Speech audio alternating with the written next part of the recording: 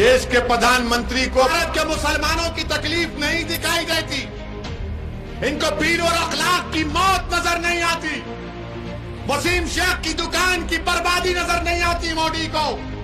पैगंबर मोहम्मद पर विवादित टिप्पणी मामले में अमीम के मुखिया असदुद्दीन ओवैसी ने एक बार फिर पीएम नरेंद्र मोदी पर निशाना साधा है। ओवैसी ने कहा, नुपुर शर्मा और नवीन जिंदल पर एक्शन तब लिया गया जब मुस्लिम देशों ने आपत्ति जताई, लेकिन जब देश के मुसलमान अपनी आवाज उठा रहे थे तब कोई कार्रवाई नहीं की गई। आप देख रहे हैं अखबार। नमस्कार, मैं विशाल राजपूत और आप देख रहे हैं अखबार। महाराष्ट्र के लातूर में एक रैली को संबोधित करते हुए उन्होंने कहा, हम इस बात से नाराज हैं प्रधानमंत्री ने उन मुसलमानों पर ध्यान नहीं दिया जो इस देश के निवासी हैं, लेकिन जब बाहर के देशों ने सोशल मीडिया पर अपना गुस्सा जाहिर किया तो तुरंत कार्रवाई कर दी गई। देखिए और क्या कुछ कहा ओवैसी ने। कौन करता है? बीजेपी के नेशनल स्पोक्स पर्सन करते। जब उन्होंने अनाप शनाप तका अल्लाह के रसूल सल्लल्लाहु अलैहि वसल्लम की शान में बकवास की,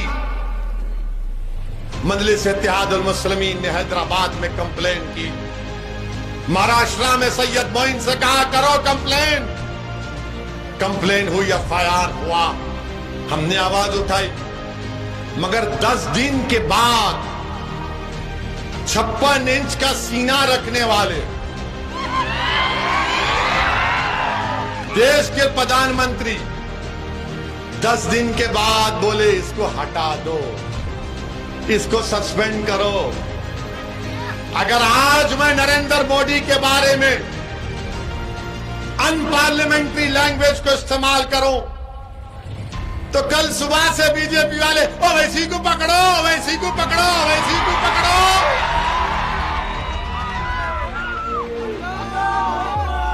आप बताइए, 10 दिन के बाद मोदी को ख्याल आया, हम पुकार रहे हैं, बोल रहे हैं, मगर टस से मस नहीं होते मित्रों। और कब हरकत में आते हैं? हरकत में कब आते हैं? जब खतर में कुछ होता है, सऊदी अरब में कुछ होता है, अरब इमारात में कुछ होता है, बहरीन में कुछ होता है। जब प्रधानमंत्री बोलते हैं और गड़बड़ हो गई रे बाप, अब तो मैं चाय भी नहीं पिला सकता इनको। तब प्रधानमंत्री को ख्याल आता है मोदी को, हो बहुत बुरी तरह। आपको मालूम कि 50% ऑयल वहां से आता, 40% गैस कतर से आती। मतलब कौन लोग बोल रहा? आपको मालूम कि भारत का 55% फॉरेन रेमिटेंस यहां से आता। मेरे अजीज दोस्तों और बुजुर्गों, देश के प्रधानमंत्री को भारत के मुसलमानों की तकलीफ नहीं पसंद आती, इनको भारत के मुसलमानों की तकलीफ नहीं दिखाई देती, इनको पीर और अखलाक की मौत नजर नहीं आती, वसीम शेख की दुकान की बर्बादी नजर नहीं आती मोदी को। नरेंद्र मोदी को दिल्ली में गरीबों की दुकानों को तोड़ना नजर नहीं आता। भारत के प्रधानमंत्री को उनकी पार्टी का स्पोक्स पर्सन जो रसूलुल्लाह सल्लल्लाहु अलैहि वसल्लम की शान में नाम शनाब बकती है, वो मोदी के गानों को सुनाई नहीं देता। 20 करोड़ मुसलमानों की तकलीफ अगर मोदी नहीं समझेंगे तो किसकी समझेंगे? तो नरेंद्र मोदी को समझ में आया सऊदी अरब में क्या होगा, यूएई में क्या होगा, टर्की में क्या होगा, बहरीन में क्या होगा, ओमान में क्या होगा। यहां की इनको तकलीफ नजर आई।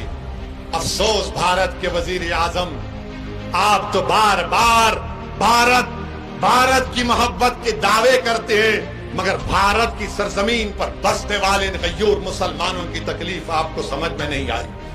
उन्होंने नुपुर शर्मा और नवीन जिंदल का नाम लिए बिना कहा, पैगंबर मोहम्मद पर विवादित बयान देने के लिए दोनों को गिरफ्तारी की जानी चाहिए। सरकार को अगर लगता है कि गलत हुआ है तो इन लोगों को गिरफ्तार करें, तब इंसाफ होगा।